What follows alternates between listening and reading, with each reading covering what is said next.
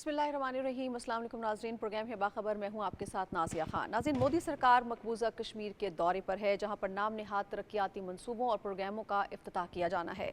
अगर हम बात करें मोदी के 10 साला दौरे इक़्तिदार की, तो कश्मीर के आवाम की हालत इज़ार को बेहतर बनाने के लिए, वहाँ पर अमन व अमान की सूरत हाल को बेहतर करने के लिए कोई इकदामात नहीं लिए गए, बल्कि पुलवामा, राजौरी और दीगर इलाके ऐसे हैं जहाँ पर फॉल्स फ्लैग ऑपरेशन किए गए, जिसमें हज़ारों कश्मीरियों की जाने गई और भारतीय फौजियों की भी जाने गई। इसमें मोदी सरकार की पॉलिसीज़ की बदौलत अगर हम बात करें नाज़रीन, तो कश्मीर में निस्फ से ज़ायद आबादी है जो कि ख़त गुर्बत से नीचे चली गई है। बेरोज़गारी वहाँ पर बढ़ चुकी है, अमन व अमान एक मसला बन चुका है, सहाफ़ियों की ज़िंदगियाँ अजीरन हैं। इंटरनेट सर्विस अगर हम उसकी बात करें तो मुसलसल वहाँ पर उसकी हमें बंदिश नज़र आ रही है, यानी कि किसी को भी हक सच बात कहने की इजाज़त नहीं दी जा रही है। मोदी का दौरा हो रहा है, इस दौरान हम देख रहे हैं कि मकबूजा कश्मीर को एक रेड जोन में तब्दील कर दिया गया है। भारतीय फौजी वहाँ पर जा बजा आपको नजर आएंगे, तलाशियाँ ली जा रही हैं, लोगों को हिरासा किया जा रहा है।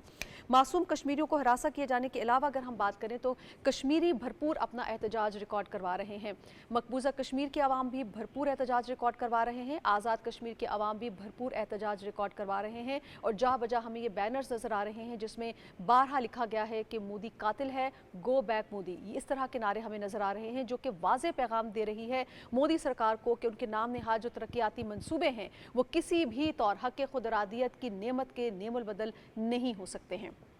प्रोग्राम के हिस्से में आज हम उन्हीं के दौरे के हवाले से बात करेंगे कि क्या इस तरह के हथकंडों से कश्मीरी आवाम का दिल जीता जा सकता है, या कश्मीरी आवाम बारहा अपनी ये बात दुनिया के सामने रख चुके हैं कि वो किसी भी तौर भारतीय तसल्लुत को तस्लीम नहीं करते हैं।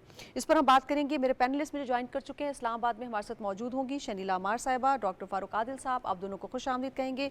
लाहौर में हमारे साथ मौजूद होंगे सजाद अनवर साहब, मोहम्मद नौशाद अली साहब, आप दोनों को भी खुश आमदीद कहेंगे। डॉक्टर साहब, मैं आपसे भी आगाज़ करूँगी। शनीला, सबसे पहले मैं आप ही की जानिब आऊँगी। नरेंद्र मोदी की हम दौरा मकबूजा कश्मीर का जिक्र कर रहे हैं। वादी में हम देख रहे हैं इस वक्त शटर डाउन हड़ताल है, हक़ खुद इरादियत का मुतालबा वहाँ पर दोहराया जा रहा है। एक तस्लीम शुदा मुतनाज़ा इलाका है, वहाँ पर तरक्याती मंसूबों से क्या भारत कश्मीरियों के दिल मोह सकता है? बिल्कुल नहीं। देखें, कश्मीरियों के दिलों पे जो ज़ख्म लगे हुए हैं इंडियन मोदी की पॉलिसी की वजह से, जो इंडियन फोर्सेस वहाँ पे गासबाना तौर पे काबिज़ हुई है, सैकड़ों लोगों को वहाँ पे शहीद किया जा चुका है, सैकड़ों औरतें बेवा हो गई हैं, बच्चे यतीम हो गए, पैलेट गन्स यूज़ किए जिसकी वजह से दर्जनों के हिसाब से लोगों की बिनाई चली गई, वो लीडरान सालों से कैद के अंदर है।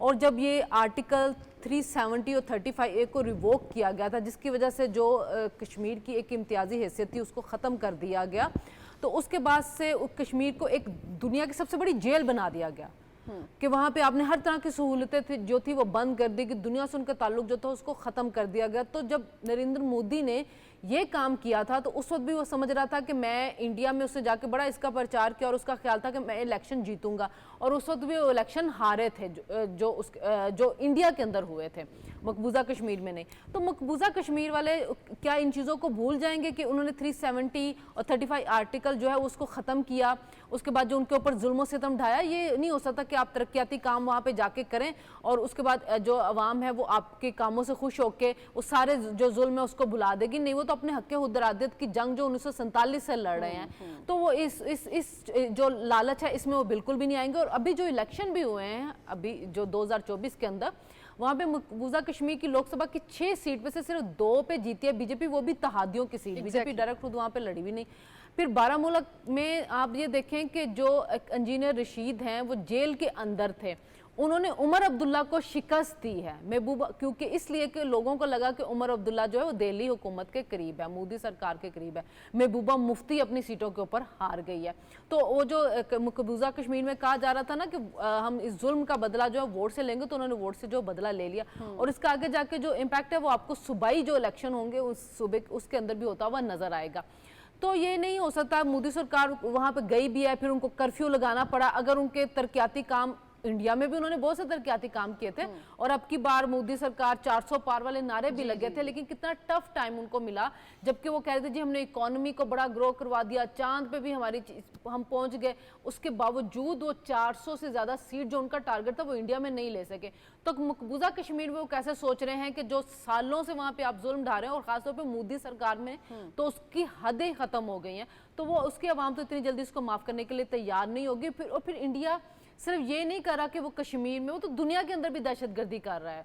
कनाडा के अंदर जाके उन्होंने वहाँ पे जो सिख सरदार को कत्ल करवाया है, उसकी वजह से सिख जो हैं वो भी उनसे नाराज है। पंजाब के अंदर भी नजर आ गया कि कैसे वहाँ पे बीजेपी का सफाया हो रहा है। तो ये जो कश्मीर में है, जितने मर्जी वो लालच दे ले, कश्मीरी अवाम उसमें नहीं आने वाले। वो अपने हक उदरादत के लिए डटे हुए हैं, और वो जब तक उनको उनका जो हक है कि खुद वो आज़ाद रहना चाहते हैं, किस रियासत के साथ रहना चाहते हैं, जब तक उनको नहीं मिलेगा वो अपनी जद्दोजहद जो उसको जारी रखेंगे। यानी कि कोई कॉम्प्रोमाइज़ उस पर ज़ाहिर नहीं हो सकता। डॉक्टर साहब, चांद पे पहुंच जाने वाला जो दावेदार एक मुल्क है, वो लोगों को उसका जो हक खुदरादियत का जो बेसिक राइट है वो देने को तैयार नहीं है। मोदी सरकार कौन सी उम्मीदें लेकर गए हैं सर मकबूजा कश्मीर?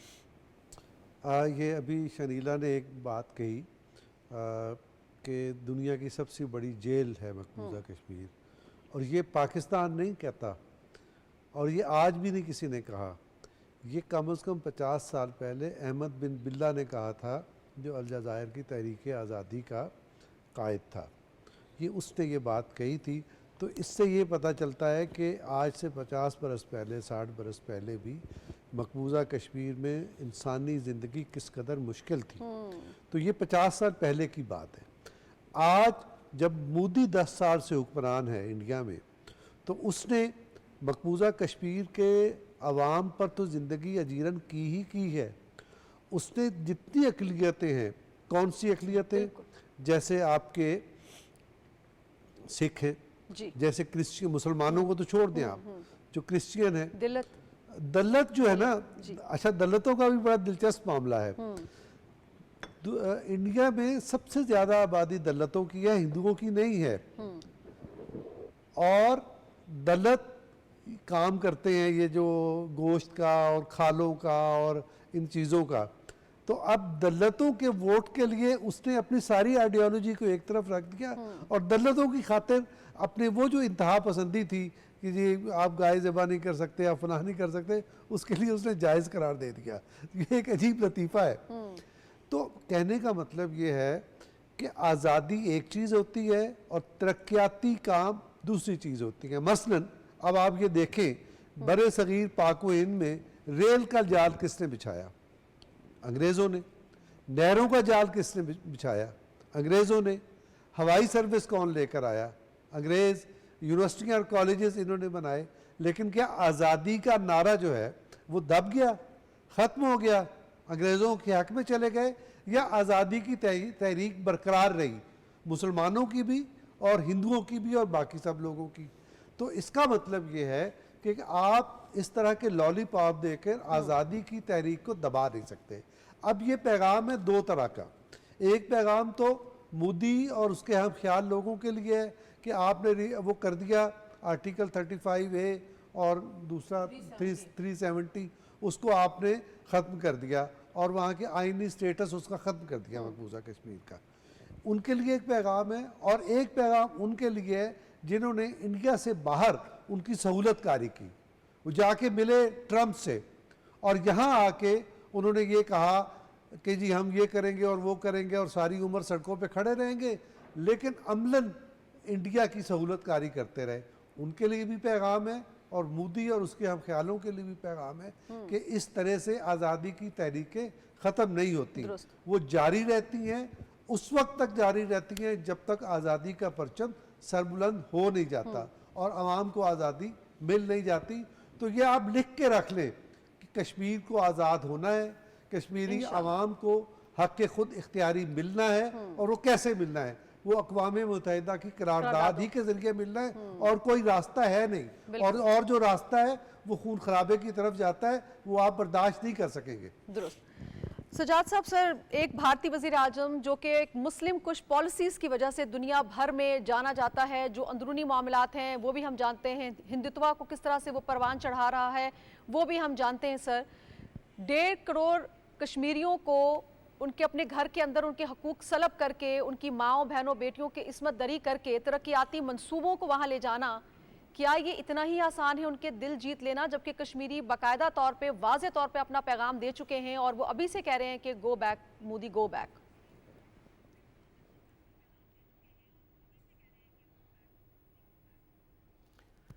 नाजिया, आप बिल्कुल दुरुस्त कह रही हैं। देखें ना, अभी 1 महीना पहले वहाँ पे इलेक्शन हुए हैं और कश्मीर के अवाम ने मोदी को ये पैगाम दिया है कि सिर्फ वो लोअर कश्मीर से जहाँ पे हिंदू अक्सरियत है वहाँ से वो 2 सीटें निकालने में कामयाब हुए हैं। और वहाँ पे आप देखें कि जो पूरा कश्मीर है उन्होंने इंडिजिनस पॉलिटिकल पार्टीज़ और ख़ास तौर पे वो जो जेल में लोग हैं उनको वोट किया है, उन लोगों को वोट नहीं किया। हुर्रियत कॉन्फ्रेंस के लोगों को वोट किया है, उन लोगों को वोट नहीं किया जो यूनियन के साथ, इंडियन यूनियन के साथ काम करते हैं। तो मेरा कहने का मतलब ये है कि जो पब्लिक की पल्स है वो तो इंडियन फेडरेशन, इंडियन यूनियन के ख़िलाफ़ है वहाँ पे। इसीलिए जब मोदी वहाँ पे गया तो जैसा शनीला साहबा ने कहा कि पूरे श्रीनगर को एक तरह से वहाँ पे कर्फ्यू लगा दिया गया, उस एरिए के अलावा जो सो कॉल्ड उन्होंने वहाँ पे योगा प्रैक्टिशनर्स के साथ जो मुलाकात की, उस इलाके के अलावा बाकी सारा इलाका बंद था और पूरे कश्मीर में स्ट्राइक थी। लोगों ने नफ़रत का इजहार किया उनके साथ, उनके इस विज़िट के साथ। तो इससे बड़ा और क्या मतलब एक ताज़ियाना हो सकता है मोदी के लिए कश्मीर के इस विज़िट में। और दूसरी बात ये है कि जब तक कश्मीर का मामला जो है वो कोई उनके आइनी जो उनकी एक तरजीह थी उसको ख़त्म करने से कश्मीर का मामला तो ख़त्म नहीं हो सकता। उसको ख़त्म करने के लिए जब तक पाकिस्तान और भारत के दरमियान एक बामकसद मुज़ाकरात नहीं होंगे और जब तक वहाँ के लोगों को हक़ खुद अरादियत नहीं मिलेगा, ये मामला इसी तरह से रहेगा और ये इंडिया के गले का एक फांस रहेगा कश्मीर। ठीक है, कश्मीर के लोगों की ज़िंदगी पिछले 50 सालों से मुश्किलात का शिकार है, लेकिन वो अभी भी आज भी उस आज़ादी के लिए पुरअज़्म हैं जिस आज़ादी के लिए उन्होंने 1947 में पाकिस्तान के साथ खड़े होने का फ़ैसला किया था। तो ये सारी कोशिशें हमेशा से दिल्ली की नाकाम रही हैं कश्मीर को न्यूट्रलाइज़ करने के लिए, कश्मीर को इंटरनलाइज़ करने के लिए और कश्मीरियों को वर्गलाने के लिए। तो आज भी कश्मीर जो है उसने एक तरह से इस विज़िट पर एक नफ़रत का एक वाज़े ऐलान किया है और जो बैनर्स लगाए गए मोदी के आने पे और जो कहा गया और खसियानी बिल्ली खंबा नोचे, जो मोदी के हमदर्द एंकर्स थे वो ये कह रहे थे कि मोदी का ये विज़िट जो कश्मीर का ये तो योगा प्रैक्टिशनर्स और योगा के हवाले से है, लिहाजा सेहत के मामले को आप सियासत से मत मिलाएं। यानी कि वो ख़ुद भी इसको एक पॉलिटिकल विज़िट करार नहीं दे रहे थे। और जो इन्होंने मंसूबों का ऐलान किया और जिस तरह का ये कहा कि वहाँ पे तरक्याती मंसूबे, वो तो कश्मीरी उस सारी चीज़ में इंटरेस्टेड ही नहीं है। फ़ारूक आदिल साहब ने दुरुस्त कहा कि कोई तरक्याती मंसूबे कभी भी किसी मुल्क की आज़ादी का अल्टरनेटिव नहीं हो सकते। बिल्कुल बिल्कुल ऐसा। अच्छा नौशाद साहब, सर इससे पहले भी हमने देखा कि जब मोदी सरकार तशरीफ लेके गए थे श्रीनगर में, तो सर वहाँ वो ये उनको कह रहे थे कि मैं आपका दिल जीतने के लिए आया हूँ और जब तक मैं आपका दिल नहीं जीत लेता मैं काविशें जारी रखूंगा। ये बात तो सर एक छोटा नासमझ बच्चा भी समझ सकता है कि अगर आप वाकई जो आप कह रहे हैं उसमें आप सिंसियर हैं तो आप लोगों को पहले उनके बेसिक राइट्स तो दें, उनको सांस लेने की इजाज़त तो दें, जो कदगनें लगाई हैं वो तो हटाएं, जिस तरह से आप उनके गले दबा रहे हैं वो तो रोकें, जो इसमत दरी हो रही है उसको तो रोकें। तो ये किसकी आंखों में धूल झोंक रहे हैं सर, किसको बेवकूफ़ बना रहे हैं मोदी सरकार?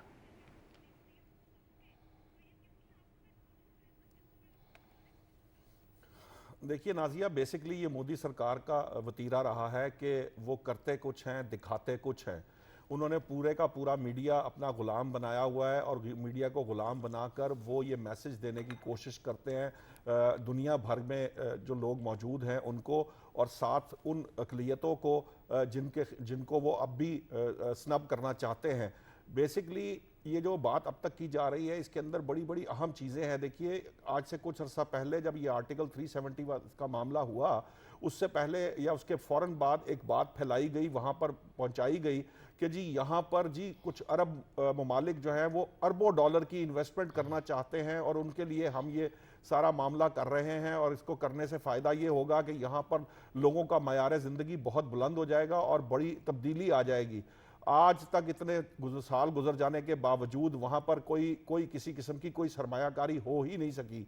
ऐसे किसी रीजन में जो कि डिस्प्यूटेड टेरिटरी है, वहाँ पर G20 का इजलास कर लेने से फ़ायदा कोई नहीं होता। फ़र्क सिर्फ ये है कि ये एक जो है ना लोगों की आंखों में धूल झोंकने का टैक्टिक है मोदी का, कि मोदी एक तरफ जो है वो ये अभी आपको डॉक्टर फारूक आदिल साहब बता रहे थे कि दलितों का जब मामला आए तो वो जो है वो गाय की कुर्बानी के मामले पे जो है या गाय के मामलात के ऊपर वो डिफरेंट उनका ख्याल हो, लेकिन अंदर खाते वो हिंदुत्वा को प्रमोट करें।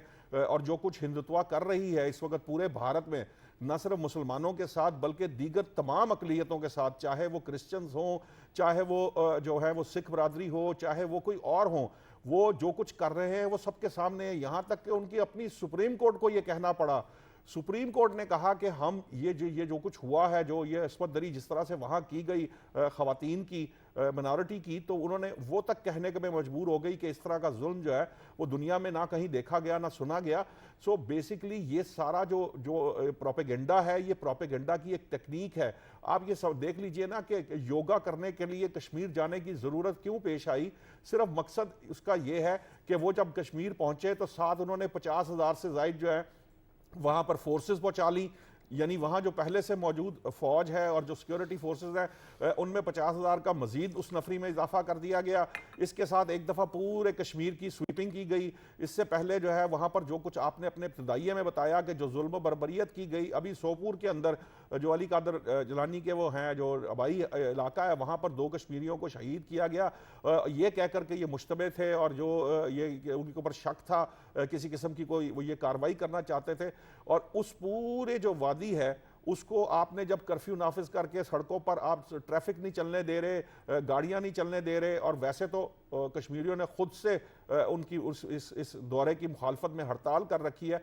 तो इस तरह का इमेज डेवलप करने का बेसिक मकसद सिर्फ और सिर्फ ये है कि वो दुनिया की आंखों में धूल झोंकने की कोशिश करते हैं, बिल्कुल उसी तरह जिस तरह वो दुनिया के आगे सेकुलर होने का और दुनिया के आगे जो है वो बड़ी डेमोक्रेसी और दुनिया की बड़ी डेमोक्रेसी की बात करते हैं। हालांकि आपको अच्छे तरीके से मालूम है कि पूरे भारत में किसी भी जो सियासी जमात को या जो अकलियतों से ताल्लुक़ रखने वाले अफराद हैं उनको कोई आज़ादी जो है वो इजहार की मौजूद ही नहीं है। कश्मीरियों की आवाज़ दबाते दबाते दहाइयाँ गुजर गई हैं अब भारत को, और अब तो वो जो है वो दुनिया भर के अंदर कत्लो गारत में भी जो है वो पकड़ा जा रहा है, दुनिया के सामने आ रहा है। सो बेसिकली ये सारे जो टैक्टिक हैं ये प्रोपेगेंडा की टेक्निक है, ताकि ये अपने भारतीयों को जो आर्ग्यूमेंट करते हैं कि ये जो बीजेपी है ये फंडामेंटलिस्ट जमात है या ये जो है नजरियाती होने की बुनियाद पर ये बाकी अकलियतों पर जुल्म करती है, सिर्फ उनको वहाँ पे जो मासूम भारतीय हैं उनको बेवकूफ़ बनाने के लिए वहाँ के मीडिया के लिए एक इवेंट क्रिएट किया जाता है, और इसी तरह से दुनिया भर में लोगों को बाद में पेश करने के लिए कि ये देखिए जी हम तो G20 जो है वो भी कश्मीर में कर रहे हैं, हम जो योगा की प्रैक्टिस है वो भी कश्मीर में कर रहे हैं। कश्मीर तो ऐसे है जैसे हमारा रोज़ का आना जाना हो और हम वहाँ पर बड़े आसानी से अपने काम कर लेते हैं, बावजूद इसके कि जब कश्मीर में इस तरह का इवेंट हो तो जो कश्मीर की हालत होती है वो भी दुनिया को मालूम है। लेकिन आम लोग, आम अफराद, दुनिया के लोग जो है वो इस प्रोपेगेंडा से मुतासर हो जाते हैं। जो यकीनन जो अमेरिका हो या बरतानिया हो या वहाँ पर जो इनकी लॉबीज़ हैं वो फिर इस मामले को उछालती हैं, लोगों तक पहुँचाती हैं और एक राय आमा हमवार करती हैं बीजेपी की हुकूमत के लिए या मोदी हुकूमत के लिए या उसके जो भी उसके इंटरनेशनल मामलात हैं उनको करवाने के लिए। सो ये सारे का सारा एक नया तरीक़ाकार है प्रोपेगेंडे का कि आप जो भी करते फिरें, आप जो है वो इस तरह के इवेंट्स क्रिएट करके दुनिया को इस तरफ लगाई रखें और उसके बीच में अपने जो है जो मजमूम मकासद हैं वो भी पूरे करते रहें, जैसे सिक्योरिटी फोर्सेस बढ़ा देना। आपकी बात से जो बाकी पैनलिस्ट हैं उनकी बात से जो मुझे समझ आई है वो ये कि मोदी जो है वो जितना मर्जी कोशिश कर लें वो कश्मीरियों के दिल को जो है वो फतह नहीं कर सकते, क्योंकि कश्मीरियों ने जिस अंदाज में अपनी नफरत का और भरपूर नफरत का इजहार किया है दोनों जानिब से, चाहे वो मकबूजा कश्मीर हो चाहे आज़ाद कश्मीर की आवाम हो, वो यकीनी तौर पर एक बड़ा वाज़ेह पैगाम है मोदी सरकार को कि आपके कोई भी तरक्याती मंसूबे या प्रोग्राम जो है वो हमारी जो बेसिक राइट्स हैं, जो हक खुदरादियत की जो जदोजहद है उसका नेमर बदल हरगिज़ नहीं हो सकते हैं। बिल्कुल ठीक। इसी के साथ ही नाज़रीन अपने दूसरे सेगमेंट की जानिब पर जाऊंगी और इस में हम बड़ी अहम डेवलपमेंट जो हो रही हैं बात करेंगे। आप जानते हैं कि वज़ीर आज़म ने अभी हालिया दौरा किया, चीन का इंतहाई कामयाब दौरा रहा। वज़ीर आज़म की 1-on-1 जो मुलाकात हुई चीनी सदर से वो गालिबन 3 घंटे से भी अबव जो है वो जारी रही। दोनों रहनुमाओं ने CPEC को कैसे आगे लेके जाना है, सब जानते हैं सिक्योरिटी के मामलात हैं या जो ऐसे ममालिक जो कि इस ख़ित्ते के अंदर जो है वो CPEC को फलता फूलता नहीं देखना चाहते, उनसे भी हमारे जो रहनुमा हैं वो चौकन्ना है। उस हवाले से भी सारी पॉलिसीज़ को भी देखा जा रहा है और किस अंदाज में आगे बढ़ना है। हम देख रहे हैं कि चीन की कम्युनिस्ट पार्टी के मरकजी कमेटी के रुकन और बैन अल-अक़वामी महकमे के जो वज़ीर हैं लियो चियानछाओ इस वक्त पाकिस्तान के दौरे पर मौजूद हैं। उनका दौरा उसी दौरे की एक कड़ी है, उसी के तसलसल है। सी पैक के हवाले से सारी चीज़ें इसमें डिस्कशन में आएंगी। नायब वज़ीर आज़म और चीनी वज़ीर ने सी पैक पर जो पाक चीन मुश्तरका मशावरती मैकेनिज़्म का तीसरा इजलास है मुश्तरका सदारत की, और इसमें नायब वज़ीर आज़म वज़ीर ख़ारजा इसहाक डार ने अपने ख्यालात का इजहार भी किया, और जो चीनी वज़ीर हैं लियो चियानछाओ उन्होंने भी अपने ख्यालात का इजहार किया, और पाकिस्तान की इक़्तिसादी तरक्की में सी पैक का जो किरदार है उस पर रोशनी डाली गई। चीनी वज़ीर ने भी अपने ख्यालात का इजहार किया। ख़ास तौर पर उन्होंने ये बात दोबारा दोहराई कि जो चीनी क़यादत है उसकी नज़र में पाकिस्तान और जो चीन की दोस्ती है ये बहुत मुकद्दम है, बहुत अहमियत की हामिल है। सिक्योरिटी मामलात पर भी बातचीत हुई। इस इजलास की अहम और नाज़रीन काबिल सताइश बात जो मैं यहाँ आपसे डिस्कस करना चाह रही हूँ वो ये कि तमाम सियासी जमातें बशमूल PTI इस इजलास में मौजूद थीं, और ये पैगाम गया कि तमाम तर इख्तलाफात के बावजूद जब बात आती है पाक चीन दोस्ती की तो वो सबसे मुकद्दम है, सबसे बढ़कर है, और उसमें कोई दो राय नहीं है, कोई कॉम्प्रोमाइज़ नहीं है। इसी पर आज हम बात करने जा रहे हैं। मैं सबसे पहले शनीला आप की जानिब आऊँगी। पाक चीन मुशावरती इजलास PTI समेत तमाम सियासी जमातें इसमें मौजूद थीं। सी पैक के हवाले से तमाम स्टेक होल्डर्स का मुश्तरका लाहे अमल के लिए एक साथ बैठना कितनी बड़ी कामयाबी है हुकूमत वक्त की? नाज़िया देखें, कामयाबी तो बहुत बड़ी है, लेकिन पहले देखना तो ये चाहिए कि इसकी ज़रूरत क्यों पेश आई है। दुरुस्त कि चाइना को खुद इन्वॉल्व होना पड़ा है, तमाम सियासी पार्टियों को बुलाना पड़ा है, अलामिया जारी करना पड़ा। उससे पहले भी कल के दिन तक उनके जो तर्जुमान थे उनका भी बयान आया। उसकी वजह ये थी कि इसके खिलाफ प्रोपेगेंडा बहुत किया जा रहा था। जो वज़ीर आज़म का चाइना का दौरा था वो बहुत कामयाब दौरा था। उनका चाइनी वज़ीर आज़म से मुलाकात हुई, सदर से वहाँ पे मुलाकात हुई, फिर यहाँ से जो हमारे सिपा सलार थे वो भी गए थे, उस मुलाकात के अंदर मौजूद थे, और बहुत ज़्यादा अच्छी जो खबरें थी वो आ रही थी पाक चाइना ताल्लुकात को लेके, सी पैक जो फेज़ 2 था उसको लेके। तो ये एक मुनज़्ज़म साजिश जो है ना वो सी पैक के खिलाफ आज से नहीं, जब से ये स्टार्ट हुआ ना तब से की जा रही है, अंदरूनी तौर पे भी और बैरूनी तौर पे। बल्कि कई जगहों पे तो ये भी कहा जाता है कि जो साबिक प्राइम मिनिस्टर हैं पाकिस्तान के मियां नवाज साहब, उनको सजा भी इसलिए दी गई कि सी पैक पाकिस्तान लेके आए। दरमियान में PTI का टाइम आया, सी पैक के ऊपर काम रोक दिया गया, वो जो मंसूबे मुकम्मल होने थे वो नहीं हुए, जो अब दोबारा उनके ऊपर काम, मतलब आपकी 64 अरब डॉलर की आनी थी यहाँ पर इन्वेस्टमेंट, उसमें से भी 25-26 अरब डॉलर के मंसूबे जो कंप्लीट हुए हैं। वजह वही कि काम उस पर रोक दिया गया, सुस्त रवि का शिकार हो गया, प्रोपेगेंडा किया गया, वही काम अब किया गया। तो उसी प्रोपेगेंडे को रोकने के लिए, प्रोपेगेंडा करने वालों को सख्त किस्म का जवाब देने के लिए पहले तो जो चाइना के तर्जुमान थे उनका बयान आया। उन्होंने कहा जी दौरा बड़ा कामयाब था, हम पाकिस्तान के साथ मिलकर काम करने के लिए तैयार हैं और हम आगे मिलकर काम करेंगे। फिर उसके बाद आज उन्होंने सियासी जमातों को बुलाया, क्योंकि देखिए जब वो यहाँ पे आ रहे हैं, इतनी बड़ी इन्वेस्टमेंट कर रहे हैं, तो उनको तो यही चाहिए ना कि मुल्क के अंदर एक सियासी इस्तेहकाम हो। लेकिन एक पार्टी है वो सियासी इस्तेहकाम देखना नहीं चाहती, वो सोशल मीडिया के पे अपने ट्रोल्स के जरिए प्रोपेगेंडा करवा रही होती है और उसके ऊपर रियासत के मफादात को दाव पे लगा रहे होते हैं। वो ये नहीं देखते कि हम अपने वक्ती फ़ायदे के लिए हम रियासत को नुकसान पहुँचाना जा रहे हैं। तो आज वो यहाँ पे आके बैठे, क्योंकि जाहिर है वो समझते तो यही है कि हम कहीं ना कहीं जाके इक़्तिदार में आएंगे तो हमें अपने ताल्लुकात नहीं ख़राब करना चाहिए। तो एक इत्माम हुज्जत के लिए आ जाते हैं ऐसी जगहों के ऊपर करने के लिए कि देखें जी हम तो पाकिस्तान के साथ हैं, हम तो चाइना पाकिस्तान ताल्लुकात को देख रहे हैं। लेकिन वो ये नहीं चाहेंगे कि ये पाक चाइना ताल्लुकात इस हुकूमत के दौरान जो है वो परवान चढ़े, इस हुकूमत के दरमियान जो तरक्की के काम होते रहे, वो अपना प्रोपेगेंडा जारी रखेंगे। लेकिन बाकी जमातें जो हैं वो उसी खुलूस के साथ आई हैं कि पाक चाइना ताल्लुकात जो हैं वो ख़राब नहीं होने चाहिए। और ये जो पार्टी है इन्होंने तो सऊदी अरब के साथ भी पाकिस्तान के ताल्लुकात ख़राब करने की कोशिश की थी जब उन्होंने एक झूठा उनके ऊपर इल्ज़ाम लगाया था। तो ये इस सारी चीज़ों को देखते हुए चाइना ने ये काविश की कि चले जी इनको बिठाएं ताकि जब कल को काम हो तो पता चले कि तमाम सियासी पार्टी एक पेज पे और हम यहाँ पे जो इन्वेस्टमेंट करने लगे वो उसको सियासी तौर पे इस्तेहकाम भी मिले। और फिर जो दहशत गर्दी भी हो रही है उसका भी कला कमा करना है, उनको सिक्योरिटी के ऊपर भी तहफ़्फ़ुज़ात थे। तो इस वजह से ये सारे मामलात हुए हैं कि पाक चाइना ताल्लुकात के खिलाफ जो प्रोपेगेंडा है उसको एक शटअप कॉल दे दीजिए। डॉक्टर साहब अभी चनीला ने बात की मुनज़्ज़म साजिश, चाहे वो अंदरूनी हो या बैरूनी हो, हम देख रहे हैं भारत को भी जो वज़ीर आज़म पाकिस्तान का जो दौरा चीन है वो हज़म नहीं हो पाया, डाइजेस्ट नहीं हो पाया और उनकी जानिब से भी कुछ नेगेटिव बयानात सामने आए जिस पर हमारी वज़ारत ख़ारजा की जानिब से भी उनको एक प्रॉपर जवाब दिया गया कि उनका इस जो मुश्तरका एक कम्युनिके आया था उससे उनका कोई लेना देना नहीं है, ये दोनों ममालिक के आपस के ताल्लुकात हैं।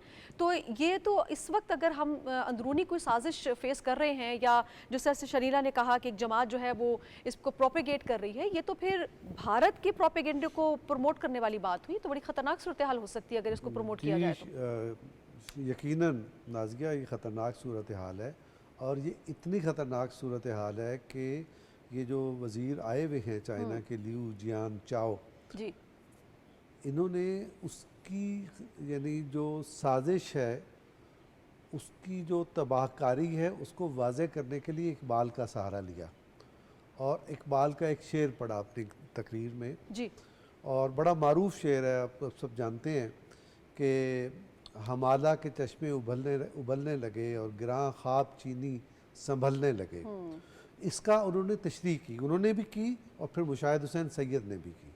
उन्होंने तशरीह की कि 90 साल पहले पोइट ऑफ द ईस्ट, ये उनका मैं अल्फाज दोहरा रहा हूँ, मेहमान वज़ीर का, और आपके कौमी शायर ने एक कॉन्सेप्ट पेश किया था कि ताकत का तवाज़न, दुनिया की ताकत का तवाज़न शिफ्ट करेगा, और वो शिफ्ट करके ईस्ट में आएगा, और वो ईस्ट में कहाँ आएगा? उस जगह आएगा जहाँ पाकिस्तान और चीन बसते हैं। ये उन्होंने इकबाल के इस कॉन्सेप्ट की वजाहत की। अब जो इसकी मुखालफत करते हैं, चाहे वो पाकिस्तान से बाहर हैं या पाकिस्तान के अंदर बैठ के चीन के बारे में कहते हैं कि नई ईस्ट इंडिया कंपनी आ रही है, ये उनके लिए एक पैगाम है कि ये हमारे ख़ित्ते के लिए, हमारे ईस्ट के लिए, हमारे एशिया के लिए ये ज़िंदगी और मौत का मसला है, और जो इसके मुखालिफिन हैं वो आइडेंटिफाई हम कर रहे हैं कि कौन इस खित्ते के लोगों की ज़िंदगी और मौत के मसले में दुश्मन की सफ़ पे जाके खड़ा हो गया है। एक तो उन्होंने ये बात बताई, फिर इसकी अहमियत दूसरे एक इकबाल का शेर पढ़ के वाजे की, फिर एक और तरीके से उन्होंने अहमियत वाजे की। आपको मालूम है कि चीनी जो लीडर्स आते हैं वो कभी किसी दूसरी ज़ुबान में बात नहीं करते। Exactly. वो हमेशा अपनी कौमी ज़ुबान में, में बात करते हैं, लेकिन ये पहली बार है कि चीन के मेहमान ने अंग्रेज़ी में गुफ्तगू की ताकि किसी को कोई शक व शुबा ना रह जाए, हर चीज़ क्लैरिटी के साथ उन पर वाजे हो जाए। तो अब फिर क्या हुआ? अब ये हुआ कि पाकिस्तान ने यकीन दिलाया, उसमें हमारे नायब वज़ीर आज़म और वज़ीर ख़ारजा इसहाक़ डार साहब ने भी, और हमारे मनसूबाबंदी के वज़ीर एहसन इकबाल साहब ने भी, उन्होंने यकीन दिलाया कि पाकिस्तान चीनी शहरियों की सिक्योरिटी का अपनी सिक्योरिटी से ज़्यादा ख्याल रखेगा, और रखता है। हमारी प्रायोरिटी है, ये पूरी कौम का मिशन है, क्योंकि हम इसको इस अंदाज में देखते हैं। तो इस पर चीन के वज़ीर ने ये कहा, वो भी लिखने याद रखने वाली बात है, उन्होंने कहा कि मुझे मालूम है कि इसके खिलाफ प्रोपेगेंडा हो रहा है, इसके खिलाफ टेररिज्म हो रहा है, but we are one and we are one family, हम मिल के इसका मुकाबला करेंगे। ये फिर मैंने उनके अल्फाज दोहराए हैं। तो ये बात उन्होंने कही। तो इस एतबार से ये एक तारीख साज इज्तिमा था जिसमें पाकिस्तान की मुख्तलिफुल ख्याल यानी मजहबी सियासी जमातें, कौम परस्त सियासी जमातें, मेन स्ट्रीम की सियासी जमातें सारी की सारी एक प्लेटफॉर्म पर थी। अब देखें वहाँ आप किस लेवल पे शिरकत थी, मतलब मौलाना फजलुर रहमान जो बहुत बड़े लीडर हैं वो शरीक थे, फिर चेयरमैन सेनेट, फिर स्पीकर कौमी असम्बली, फिर नायब वज़ीर आज़म। उसके इस लेवल की नुमाइंदगी के जवाब में कम से कम ज़रूरत इस बात की थी कि जो चेयरमैन या एक्टिंग चेयरमैन है पीटीआई के बैरिस्टर साहब, वो आते इस इजलास में, वो नहीं आए। उन्होंने अली ज़फ़र साहब को भेजा। अली ज़फ़र साहब एक बड़े ख़ानदान से ताल्लुक़ रखते हैं, संजीदा आदमी हैं, लेकिन चूँकि उनका एक सियासी बैकग्राउंड मुख्तलिफ है तो उन्होंने बदमज़गी पैदा की इस इजलास में। उन्होंने ये कहा कि आपने बुलाया है तो हम आए हैं, वरना हम यहाँ ना आते। इसका मतलब ये है, तर्जमा इसका ये है। फिर उन्होंने कहा कि पाकिस्तान में हमें स्टेबिलिटी चाहिए पॉलिटिकल, हमें वो कैसे हो सकती है, अदालतें काम करें, उनका इंसाफ होता हुआ नज़र आए।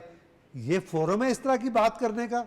इसका मतलब ये है कि आप ये कहना चाहते हैं कि इस मुल्क में चीन के खिलाफ, इकनॉमिक कॉरिडोर के खिलाफ प्रोपेगेंडा होता रहेगा, इस मुल्क में इसके खिलाफ दहशतगर्दी होती रहेगी। आपने अपने आप की शनाख्त पाकिस्तान और चीन के दुश्मन के तौर पे कराई है, इन अदर वर्ड्स। तो ये बड़ी अफसोसनाक बात है। तो इससे बेहतर होता कि बड़े सतह पर इसके नुमाइंदगी होती है इस इजलास में और ऐसी बातें ना की इसकी जाती। बदमज़गी न पैदा की जाती। बिल्कुल दुरुस्त, बिल्कुल दुरुस्त।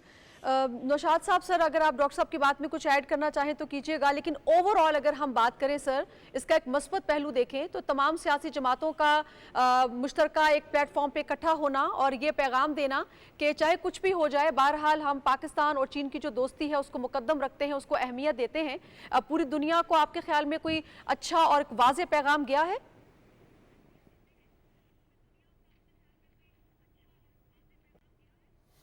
जी यकीनन इससे वाज़ेह पैगाम और मुस्बत पैगाम तो जाएगा ही जाएगा, क्योंकि देखिए आप अगर गौर करें तो सानिया APS के बाद शायद मुझे लगता है ये मौका आया है कि जब तमाम सियासी जमातों के नुमाइंदे जो हैं वो किसी एक प्लेटफॉर्म पर इकट्ठे हुए हैं। इससे पहले हमने सानिया APS के बाद ये जो जिसे कहते हैं कि देखा था कि तमाम जमातें जो हैं वो किसी एक जगह पर इकट्ठे बैठी थीं। लेकिन ये जब आप ये बात कह रहे होते हैं तो साथ ही आपको जो अभी डॉक्टर साहब ने बातें की हैं उनको हम शायद उसको इग्नोर नहीं कर पाते, क्योंकि हमें ये महसूस होता है कि वहाँ पर तमाम सियासी जमातों के नुमाइंदों ने बात की है, हर सियासी जमात के नुमाइंदे ने बात की है, लेकिन एक ख़ास मखसूस जो सियासी जमात है उसके नुमाइंदे की गुफ्तगू के अंदर वो जिसे कह लीजिए वो गर्मजोशी या वो सेंसिबिलिटी नज़र नहीं आई जो दीगर जमातों ने दिखाई है।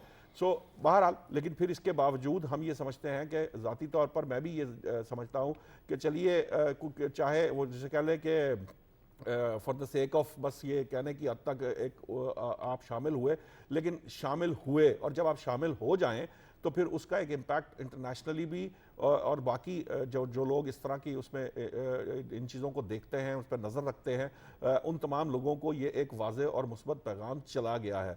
इम्पॉर्टेंट ये है कि इस तरह के मामलात को, इस तरह की एक्टिविटीज़ को कंटिन्यू किया जाए, क्योंकि हमें ये भी समझना चाहिए शायद अहले जो सियासत हैं उनको हदूद व क़यूद अपनी सियासत की तय करने के साथ साथ ये ज़रूर देखना और सोचना चाहिए कि अगर हम चीन के कहने पर या चीन के वज़ीर के लिए या हम अपने इमेज के लिए, इंटरनेशनल इमेज के लिए हम इकट्ठे हो सकते हैं, तो हम अपने मसाइल के लिए भी इकट्ठे हो सकते हैं। हम इस जज्बे को आगे भी बढ़ा सकते हैं अगर हम नेक नीयत हैं, हम नेक नीयती के साथ चीज़ों को हल करना चाहते हैं। तो मैं समझता हूं कि आपको चाहिए कि आप इसी तरह से जिस तरह से आप आज इकट्ठे हुए, आप कल भी इकट्ठे हो सकते हैं, आप परसों भी इकट्ठे हो सकते हैं। अगरचे कि जब ये बात मैं कह रहा हूं तो मुझे इस चीज़ पे शायद कोई यकीन नहीं है कि ऐसा हो पाएगा, लेकिन एक उम्मीद बाहर तौर रहती है, क्योंकि उम्मीद पर दुनिया कायम है कि हो सकता है कि मेरी इस बात करने के बाद हो सकता है कि कोई ऐसा मौका फिर दोबारा जल्द आ जाए जिसमें ये दो जो इस तरह की सोच रखने वाली सियासी जमातें हैं वो अपनी डगर को छोड़कर अपने तरीक़ाकार को मेंड करते हुए वो मुल्क का सोचते हुए वो इन प्लेटफॉर्म्स पर बैठें, अपने मामलात को लोगों के सामने, बाकी सियासी जमातों के सामने रखें और उसका सियासी हल निकाल कर अपने मुल्क को आगे बढ़ाने और इसे तरक्की याफ्ता ममालिक की सफ़ में शामिल करने के लिए हर मुमकिन दिन रात कोशिश करें, जो कि इस वक्त हमें हुकूमत की साइड से तो नज़र आ रहा है। हुकूमत ने कोशिश की, हुकूमत ने आज जब ये मौका बना, यकीनन ये प्लानिंग की गई, चीन के वज़ीर भी इसमें मौजूद थे, हमारे लोग भी हुकूमती अरकान मौजूद थे, जो डिप्टी वज़ीर आज़म है उनकी दावत पे ये स्पेशली जो है वो वज़ीर साहब तशरीफ़ लाए। तो मकसद उसका यही था कि चीन की तरफ से ये सारों को पैगाम दे दिए। शनीला की बात बिल्कुल दुरुस्त है कि ये जो प्रोपेगेंडा पिछले दिनों शुरू हुआ था, जो एक बशाम वाक़े से मामला शुरू हुआ और उसको जिसके ऊपर वजाहतें भी आई कि कोई किसी ने काम नहीं छोड़ा, यहाँ चीनी इंजीनियर्स ने काम जो है वो चल रहा है, उसकी पहले क्लैरिफिकेशंस देनी पड़ी हुकूमत को भी और चीनी वजारत खारजा के तर्जुमान को भी, लेकिन उसके बावजूद वो प्रोपेगेंडा रुका नहीं। फिर अगर सिक्योरिटी मसाइल पर ज़रा सी बात की गई तो ये चीन का हक भी है, पाकिस्तान भी इस चीज़ को समझता है कि अगर सिक्योरिटी के मसाइल आएंगे तो हल करना है। हमें पता है, हमें मालूम है कि पाकिस्तान दहशतगर्दी की जो नई लहर है जिसके मौजिब कुछ और हैं और वो जो प्रोपेगेंडा करने वाली ताकतें और जमातें हैं वो ही उसके पीछे हैं, क्योंकि उन्होंने भी यहाँ लाकर उन दहशतगर्दों को बसा दिया हज़ारों की तादाद में, जिन्हें जो है वो जो हमने जो जंग लड़ी थी, कई साल जंग लड़ने के बाद जब हम तकरीबन वो जंग जीत चुके थे तो उन्होंने एक बार फिर वो जंग जो है वो पाकिस्तान पर मुसल्लत करवा दी।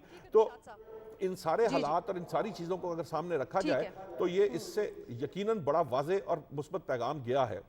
ठीक है। अच्छा सजाद साहब, सर अगर हम ये बात करें कि हम तो देखते हैं तो चीनी वजीर ने जो है तारीफ की है सियासी जमातों की और कहा है कि ये काबिल तारीफ बात है कि सी पैक हो या पाक चीन दोस्ती हो, उस पर सब एक ही पेज पर हैं। लेकिन सर जिस सिंसियरिटी के साथ और जिस क्लैरिटी के साथ हमारा दोस्त मुल्क फेज़ 2 में हमें साथ लेकर चलना चाहता है, तो हमें भी उसी क्लैरिटी के साथ सर आगे जाना होगा, सबको एक पेज पर होना होगा, अपने जो इख्तलाफात हैं उनको बालाए ताक रखना होगा। ये कितना ज़रूरी है सर हमारे लिए कि वक्त का तकाजा है कि अब हम आगे चलें तो फुल क्लैरिटी के साथ चलें।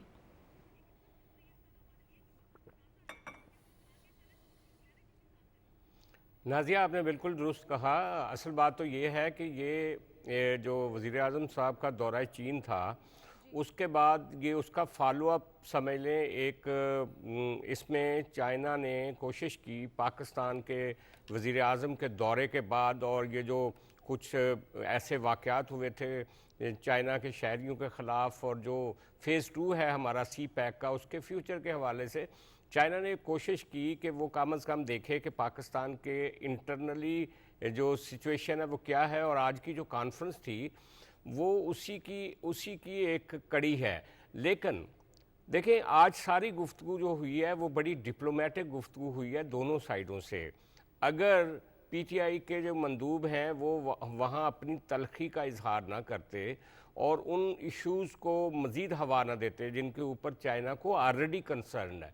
चाइना ने पहले ही जब वज़ीर आज़म पाकिस्तान वहाँ पे गए थे, वहाँ पे भी सिक्योरिटी के इशू रेज़ किए थे और स्टेबिलिटी के इशू रेज़ किए थे। लेकिन हम पाकिस्तानियों को तो एक इत्तेहाद का और यूनिटी का मुजाहरा करना चाहिए था आज की कॉन्फ्रेंस में, जो कि हमने देखा सारी पॉलिटिकल पार्टियों ने बहुत शानदार प्रेजेंटेशन दी, सिवाय एक पॉलिटिकल पार्टी के। अगर वो भी अपने लफ्ज़ों का चुनाव अच्छा कर लेते तो ये बहुत अच्छा पैगाम जाता। पहला तो मसला ये है। दूसरा मसला ये है जो फ़ारूक आदिल साहब ने कहा कि जो अल्लामा इकबाल को कोट किया उन्होंने कि हमाला के चश्मे उबलने लगे, गिरा ख्वाब चीनी संभलने लगे। चाइना तो संभल गया, लेकिन क्या हम संभल सके? हमने 60 सालों में जो अपने बहुत सारे चीज़ों को आगे पीछे किया, उनको भी ठीक करने की ज़रूरत है। और हमाला के चश्मे तो उबल रहे हैं, लेकिन जो हिंदू कुश में आग लगी हुई है, जो अफ़गानिस्तान पिछले 40-50 सालों से हमारे ऊपर उसका एक नेगेटिव इम्पैक्ट आ रहा है, और आज पाक चाइना रिलेशनशिप भी अफ़गानिस्तान से ही टेररिस्ट आते हैं जो उसको करते हैं, उसको भी हमें एड्रेस करने की ज़रूरत है। और उसके साथ साथ हमें बतौर कौम भी संभलने की ज़रूरत है। जब तक हम चाइना की जो नेबरहुड है और उनकी जो तरक्की है और उनके साथ जो हमारे स्ट्रेटजिक रिलेशंस हैं, उनसे हम फैज़याब तभी हो सकते हैं जब हम पाकिस्तान के अंदर एक ऐसी एनवायरनमेंट हो जहाँ पे फितना परवरी कम हो, और फितनों को कम अज़ कम हम उनका जो फितना पैदा होने से पहले उसकी सरकोबी कर सकें। बदकिस्मती है कि अभी तक हम टेररिज्म के साथ, आप देखें कि नॉर्दर्न एरिया हमारे जो ख़ास तौर पे कबायली इलाके हैं वहाँ पे, और ये जो पॉलिटिकल इंस्टेबिलिटी आज हमें नज़र आती है पार्लियामेंट के अंदर, और ये जो पीटीआई का रवैया है, मैं समझता हूँ ये सारे फितने जो हैं इनको पाकिस्तानी रियासत को जल्दी से जल्दी एड्रेस करने की ज़रूरत है, ताकि हम चीन की तरक्की का फ़ायदा उठा सकें, उस नेबरहुड का फ़ायदा उठा सकें, और सी पैक का जो अगला मरहला है उसको हम कामयाबी से बुरुए कार ला सकें। बिल्कुल ठीक, बहुत शुक्रिया मेरे तमाम पैनलिस्ट का आपने ज्वाइन किया। यकीनी तौर पे हुकूमत जो है वो भरपूर काविशें कर रही है मुल्क को सियासी तौर पे भी स्टेबल करने के लिए और माशी तौर पे भी स्टेबल करने के लिए। ज़रूरत इस अमर की है कि हुकूमत के जो इकदामात हैं उसमें उसका हाथ बटाया जाए, उसके हाथ मजबूत किए जाएँ, इसी में सबका फ़ायदा है। अपना ख्याल रखिएगा, दुआ में याद रखिएगा। नाज़िर खान को इजाज़त दीजिए, अल्लाह ने के बाद।